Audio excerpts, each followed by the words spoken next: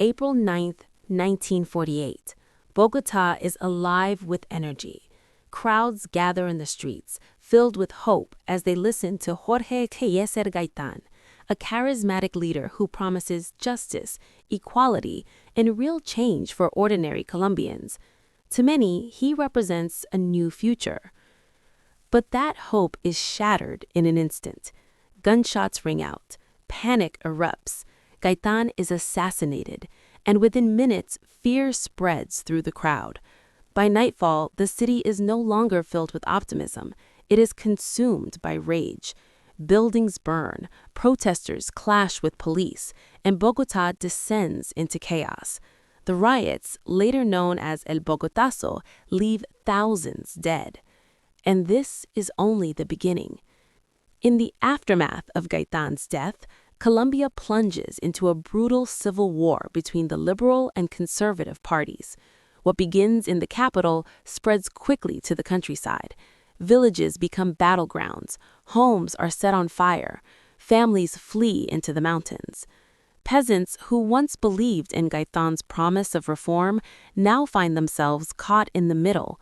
Both sides fight for control of rural communities, and civilians suffer the consequences. Fear replaces trust. Neighbors begin to suspect one another. Throughout the 1950s, the violence intensifies. Armed groups form across the country.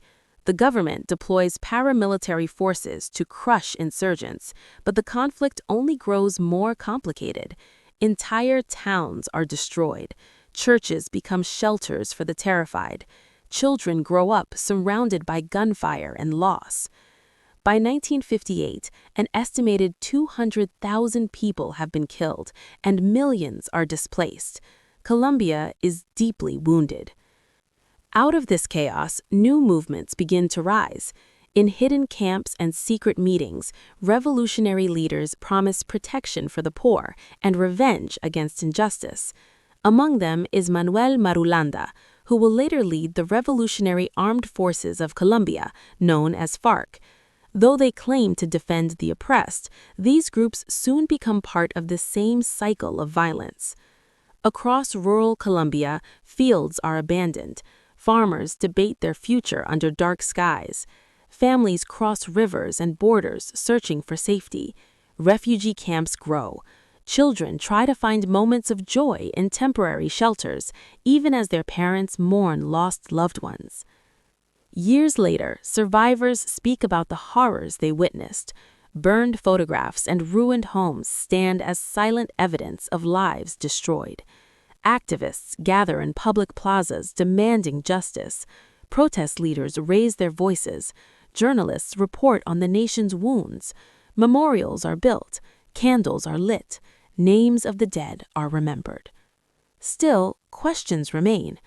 Was Gaitan killed by a lone gunman, or was his assassination part of a larger political conspiracy designed to maintain control? Historians continue to debate. Artists transform grief into murals filled with both sorrow and hope. Modern Colombia still carries the scars of that decade of bloodshed. Old ruins stand beside rebuilt homes, reminders of both destruction and resilience.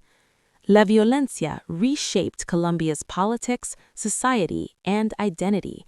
The cycle of violence may have changed form over time, but the seeds planted during those dark years continue to influence future conflicts. Today, the legacy of La Violencia remains a powerful reminder of how quickly division can destroy a nation, and how difficult, yet necessary, the path toward unity truly is.